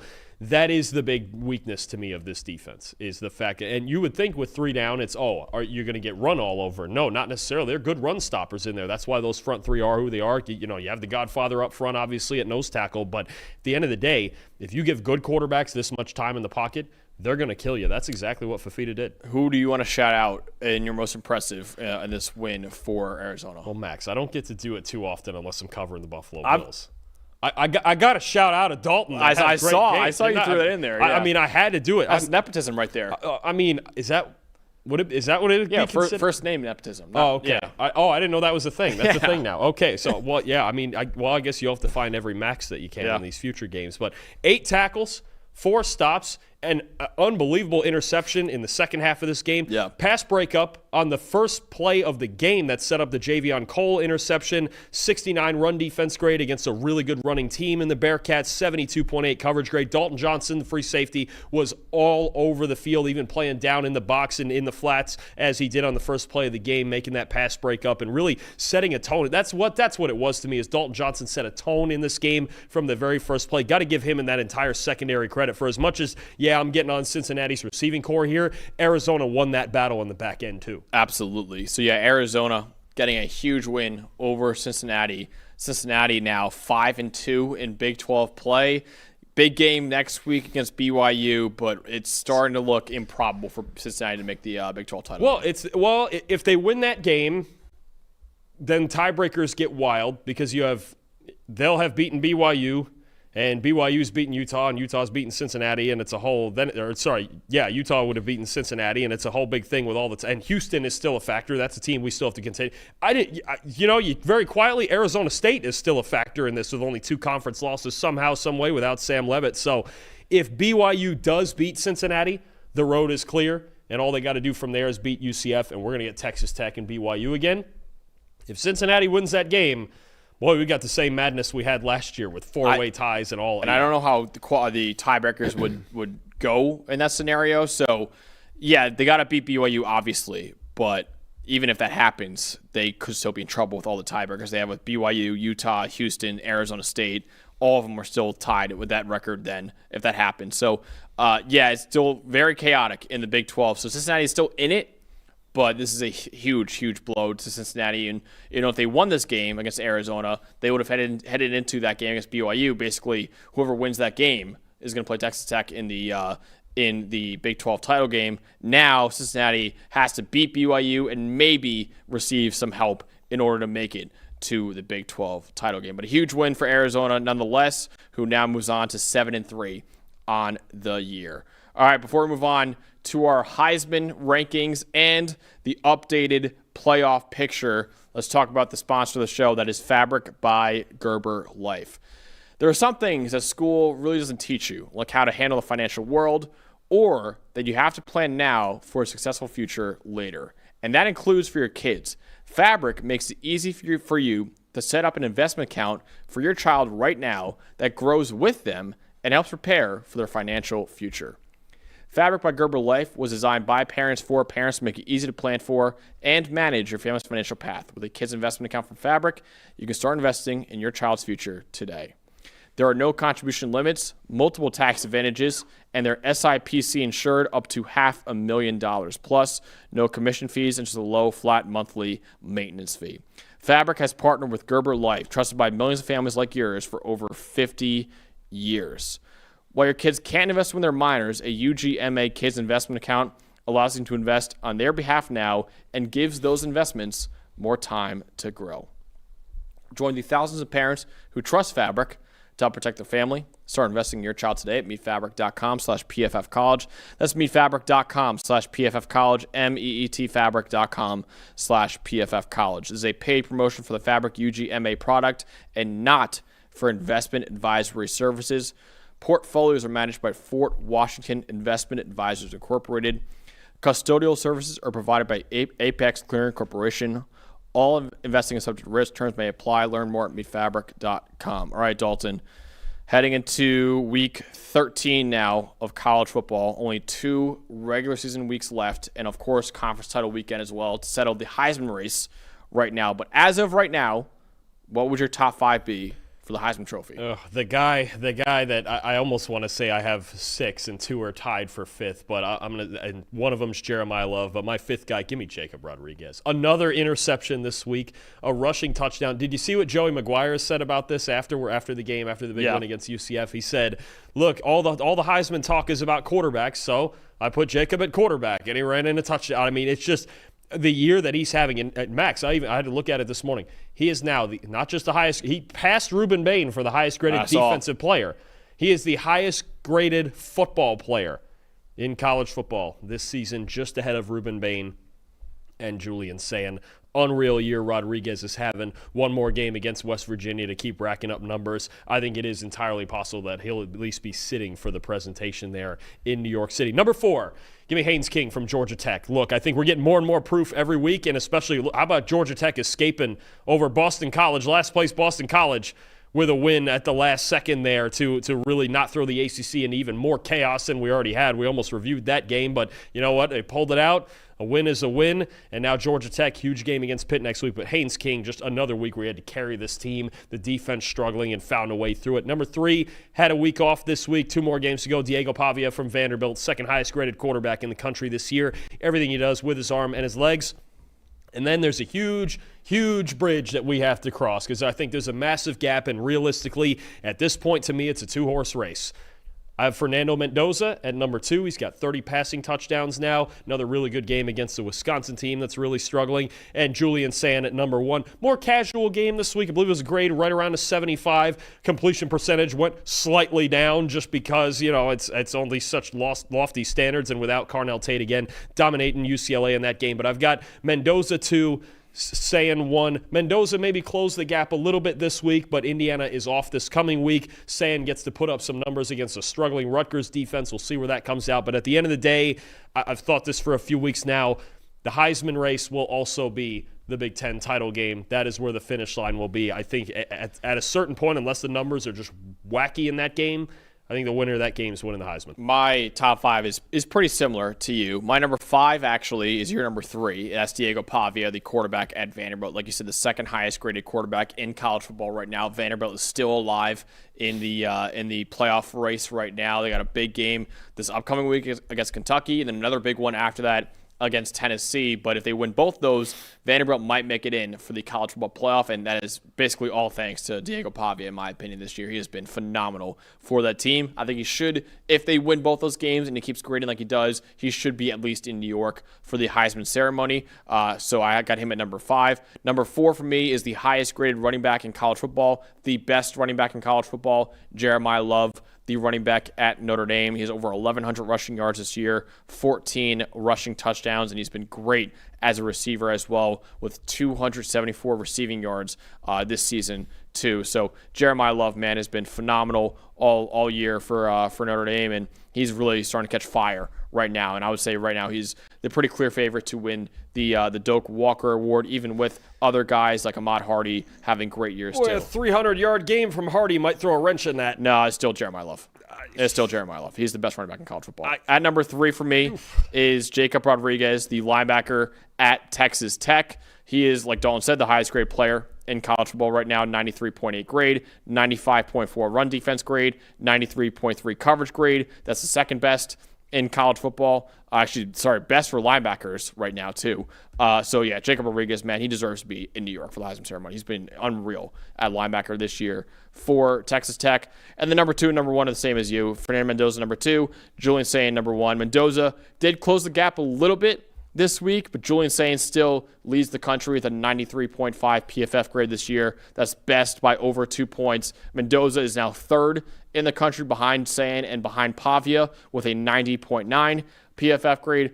It's those two. Those are the only two I think right now that should have a chance at winning this award. And basically whoever wins that game in the Big Ten title game, if they both get there, because it's not guaranteed just yet, but if they both get there, whoever wins that game versus Ohio State and Indiana most likely deserves the Heisman Trophy at the end of the year. 2 things there. Yeah, don't want to get out ahead of it and just assume that Ohio State's beating Michigan, because look, Michigan found a way to get another win this week, playing Maryland this coming week. Here's the reality: Michigan wins out, they're going to be the team instead of Ohio State. Unless, the 3-way tie might be a thing too if it's Oregon and all of that. But Ohio State puts themselves in real danger if they lose to Michigan again. And the second thing I have there is just I don't know that Love's not. I agree he's the best back, right? And obviously in this draft it's head and shoulders. He's got he's down 200 yards in rushing. He's got 200 more receiving yards than Ahmad. That does make up some difference there for sure. I think it's a down. It's not guaranteed, but he's still the favorite. It is a down to the wire because I think Hardy and Love are the 2 guys for sure. And Lacey, I love what Lacey's done, but he's had so many more carries and the averages aren't there. Although there's going to be some talk about Lacey as well, leading the nation right now in touchdowns, and even we have missed tackles for us. Lacey's leading.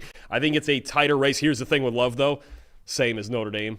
He gets Stanford and Syracuse as his last 2. Yeah, that's why I also said if they want him to put up the number, if they're going to let him, they want him to put up the numbers, he can put up the numbers in those 2 games. Also, we don't take into account of this, but I tell you, the voters will. The name factor, Jeremiah Love, everyone knows who that is. I'm sure there are some voters out there who know of Ahmad Hardy, but not enough about him. They're going to vote for Jeremiah Love too. So I think he's pretty clearly the favorite to win the award right now.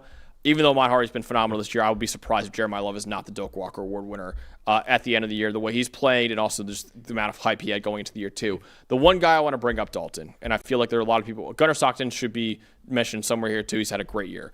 The one guy I want to bring up is Marcel Reed because he's 3rd in odds right now. I personally wouldn't have Marcel Reed that high in my ranking. Marcel Reed this year is 75th in the country in PFF grade at 73.4. I think that Texas A&M offense has more to do with the great supporting cast they have around Marcel Reed at wide receiver with guys like Casey Concepcion and Mario Craver, and obviously a great offensive line and a good running game they have there too, and a great OC in Colin Klein. Marcel Reed hasn't had as much on his plate, I think, as other quarterbacks this year. Has he still played well and he's still been a hero for A&M this year? Absolutely. But for me, Marcel Reed is not really a factor in this Heisman race right now. Agreed. No, I think it's Santa Mendoza. Reed, look, he came through. He got the comeback against South Carolina, but he was also the reason they were down 27 points at halftime. You know, there's the big moment he had earlier in the year against Notre Dame, but so many of those yards in that game came after the catch, and he was 17 of 37, and they really scratched and clawed to win that game. I'm not going to tell you Reed hasn't been good in moments where it mattered, but yeah, he is a bit more inconsistent than those other guys. I'm with you on that one for sure. Yeah, 15 big-time throws and 15 turnover-worthy plays for Marcel Reed this year. It's been a little bit of a roller coaster this year. And yes, he still has an undefeated record as a starter. And if A&M wins out and wins the SEC, he will be in New York for the Heisman ceremony. But I think overall, I think that offense has more to do with the receiving core and the offensive line and the running backs than Marcel Reed, who's still been pretty good overall. I'm not saying he's a bad quarterback by any means, but he's still been good overall. I just don't know if he's good enough to be in New York for the Heisman ceremony. It is a two-horse race for me. And yeah, I think agreed. Probably most people at this point. I think for me, the Heisman race is about who wins between Julian Sain and Fernando Mendoza, and then also who goes to New York on top of those two to be number 3 and number 4 in the Heisman race too. For me right now, it'll be Jacob Rodriguez and Jeremiah Love. For Dalton, it'll be Diego Pavia and Haynes King. All right, upset picks. I sold this week. I missed. You guys both hit, unfortunately. So the parlay didn't hit, but congrats to you guys for closing the gap a little bit. Hey, with just a couple weeks left, the standings get a little closer there. Maybe we have a shot. I got to start taking some bigger swings the last couple weeks, but we at least you're like 600 points down. Eli's like 4 or something. Yeah, just we got to take some bigger swings this week. I felt. I mean, the Clemson game was close as could be, but we got it done, so I don't mind that. I've been ice cold lately. I got to bounce back. I just needed to get back on the horse. I got to bounce back. I'm glad I didn't take NC State over Miami. That's for sure. Yeah. That was actually one of the No Sunday Show parlay ones too. Yeah, so we were 2 for 4 on the No Sunday Show parlay this week, unfortunately. So yeah, I'll bounce back though. Don't worry about it. All right, last one. Let's go to the playoff bracket after a wild Week 12 of college football. Your playoff bracket. My playoff bracket. Yeah, let's see if you agree with it. Let's go with the buys first. I don't think any argument here, right? Ohio State, Indiana, A&M, Georgia. No notes. You're okay. Good. All right, first round after that. Ole Miss against James Madison. Texas Tech against Miami, Oregon against Alabama, Bama staying in the playoff even with the loss, and then BYU and Oklahoma for me in the first round. And then for the first 4 out after that, I've got Notre Dame, Vanderbilt, USC, and Michigan as my first 4 right outside the playoff bracket right now. Yeah, so I mean the biggest disagreement that the committee is going to have from you is where you have BYU and Notre Dame and where they have BYU and Notre Dame. And look, I get it. I think BYU at the end of the day here, there could be a real issue here in the Big 12 because what sort of scenario do we get into where what if BYU's 11-1 going into it? If they were to beat Cincinnati and I believe in UCF, they'll be 11-1. Texas Tech, we assume, will be 11-1 with a win over West Virginia. If they both enter that game 11-1, what happens to the loser? Yeah. I think the Big 12 might have some real issue with this and the way that this goes down, and it's going to bring up the argument again of, all right, what all of a sudden is the value of conference title games? What was the point of playing it if the loser is 11-1 and gets bumped out? Now, is there an argument maybe about BYU's resume? Maybe. They got to win against Utah. They'll have beaten Cincinnati on the road at that point, and that's been a borderline top 25 team. Could still finish the year as a top 25 team. I mean, it's that is the biggest point of contention. And this is and look, and Notre Dame, look, they've gotten some big wins. USC is looking bigger by the week, right? Smacked Pitt. They're going to knock them out of the rankings, right? Navy obviously is a relatively good win. It's all right, but even then, it's why I didn't love the precedent of Notre Dame being number 10 in the initial rankings, and now up to number 9 when there are other teams here potentially with better resumes. Right? And Oklahoma should pass Notre Dame like you have it here. They absolutely like even in the actual rankings where right now Oklahoma's 11, Notre Dame is 9. I'm with you. A win at Alabama, That's better than anything Notre Dame's done, easily. Yeah. And Oklahoma should be ahead of Notre Dame, but that's going to be the biggest point of contention, I think, between what you have there, and there's a third thing, too, I'll go to in a second, but what you have there is what happens in the Big 12 with BYU if they finish 11-1, and especially if they lose to Texas Tech twice, right? And the Notre Dame factor, obviously, the committee is higher on just the eye test, and again, the metrics say, yeah, Notre Dame's an elite team, but they do have the 2 losses, and they don't have the most impressive group of wins. The only other thing I have, you have James Madison there as the 12. I'm curious to see where that goes with likely any combination possible of James Madison, Tulane, North Texas. Yeah. I don't think Navy's going to get ranked. I don't think so. No, I don't think so either. But they wouldn't get ranked before North Texas because they lost head-to-head. Yeah. So I think the order this week of Tulane, North Texas, and James Madison and how tightly they're packed, or if any or all of them are in there, is going to be a big thing with that group of 5 bid. But, yeah, the BYU one in the Big 12. And then what in the world do you do with Utah? I mean, is Utah just completely prevented from having any chance unless BYU loses to Cincinnati? I think so. For me, I think Utah has to win the Big 12 to get in. I just don't see them at 10-2 having the resume to get in the playoff at 10-2. Yeah, and then again, I forget. Did you have Texas in your first 4 out? What was the first 4 out again? No. They're like 19 overall. My first 4 out was Notre Dame, Vanderbilt, USC, Michigan. Boy, we could have some scenarios here. I mean, you talk about, look at all these teams. Notre Dame's going to finish 10-2. Yep. Right. Vanderbilt, I mean, you get a win, I believe it's at Tennessee. Yep. Whew. Well, it's hard to leave them out. USC's playing at Oregon next week. It'll be hard to leave them out at 10-2. And then Michigan, they beat Ohio State again. I mean, yeah. This feels like last year, was it nobody at 10-2 got left out last year? Or was it one? Oh God. The next team was Alabama at 9-3. So I'm assuming it was BYU. They got left out at 10-2 Yeah. because they had the Kansas loss. Yeah. And they didn't go to the Big 12 title game. Yeah. I'm looking at this. Yeah, BYU was 10-2. They were the only – it looks here like they were the only 10-2 left out.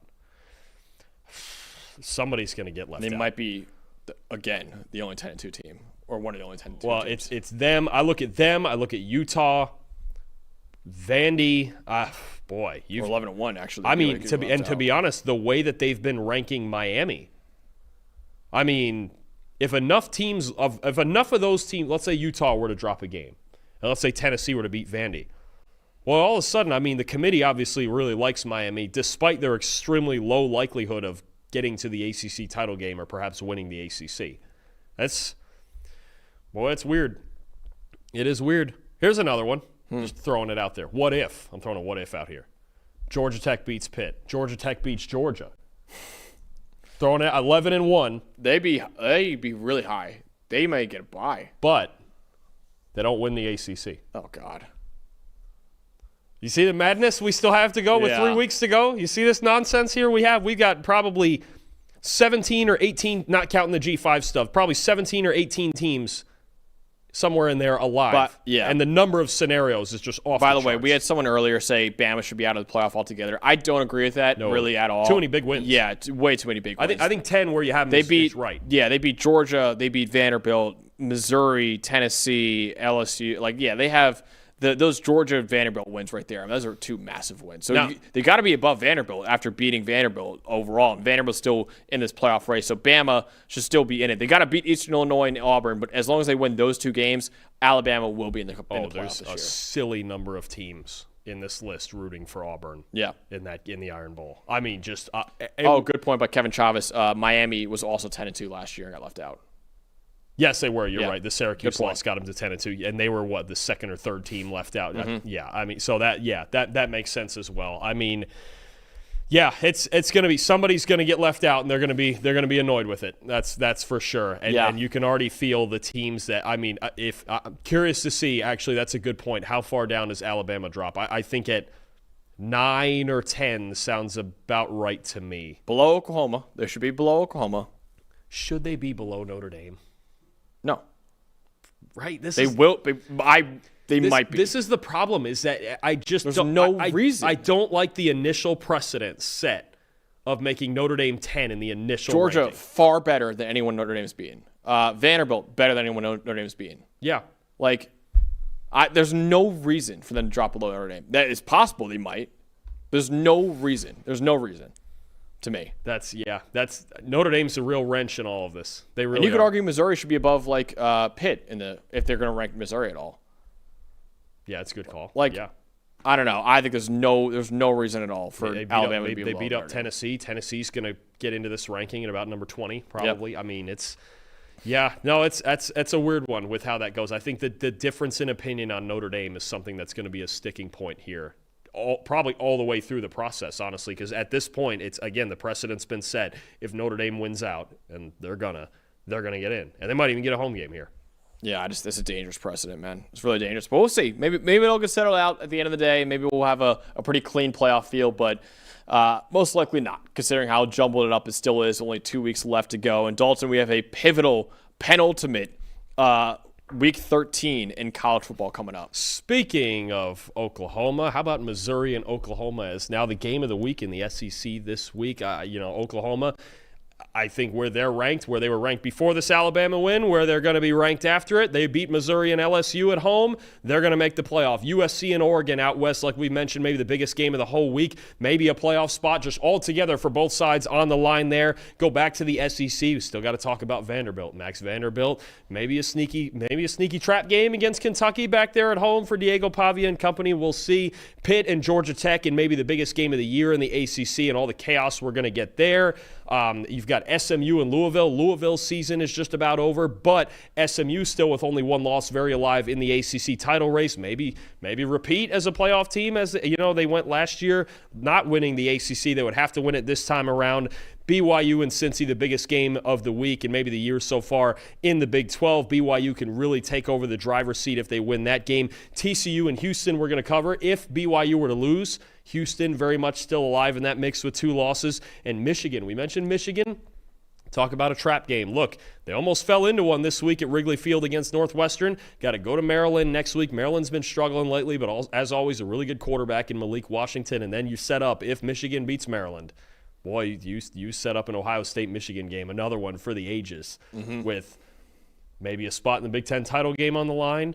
Maybe a Michigan playoff spot on the line for sure if they can beat the number 1 team in the country. I mean, so many things. Even though next week is a lighter week with a lot of teams playing lower-level opponents, you got a lot of playoff implications coming next week and a lot of conference implications coming. A true freshman matchup in Bryce Underwood and Malik Washington, too. Man, that'll be fun. We've seen some good ones this year, man. Yeah. You've got those two. You've got Sungapulatelli out there at Cal. We've got Bachmeier's had a good year. The future of quarterback, not just the present. The present's really good, as we know. But, man, we've got some freshman quarterbacks playing. You're going to see a really good duel between those two. Bachmeier's had a good year. Mason Heinschel's had a pretty solid year, too. And then you got like 4 or 5-star quarterbacks that are sitting on the bench right now, too, that we haven't seen yet. So, yeah, it should be a lot of fun. Then USC-Oregon, man, that game is huge for both programs right there. I can't wait for that one. So, yeah, it should be a fun preview show on Tuesday at 1 p.m. Eastern Time. We'll see you guys then previewing the penultimate regular season week in college football.